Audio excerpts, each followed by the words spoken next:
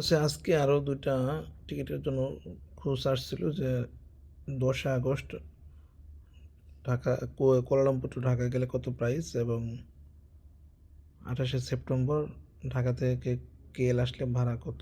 বিমান ভাড়া US Bangla ১২৯০ ringgit বলছিলাম, আর মালয়েশিয়া এয়ারলাইন্স হচ্ছে ১৩৪০ রিঙ্গিত, ৪০ কেজি প্লাস ৭ কেজি মাল। আরেকটা টিকিট কাটছি, হলো এই টিকিটটা আমি আলহামদুলিল্লাহ ১২ জুলাই কুয়ালালামপুর টু ঢাকা, আর ১৫ অক্টোবর ঢাকা টু কুয়ালালামপুর। এই ভাইটা দোয়া করবেন, গাজীপুর বাড়ি, উনি যাচ্ছে 15 বছর পরে বাড়িতে যাচ্ছে। US Bangla ১৩৮০ RM, Malaysia airlines ১৪৭০ ringgit.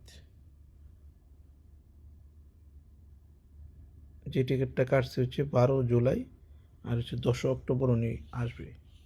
US Bangla এটা একটু কমে কাটা হয়েছে, মাত্র ১২০০ না ১৩২০ রিঙ্গিতের মধ্যে কাটা হয়েছে।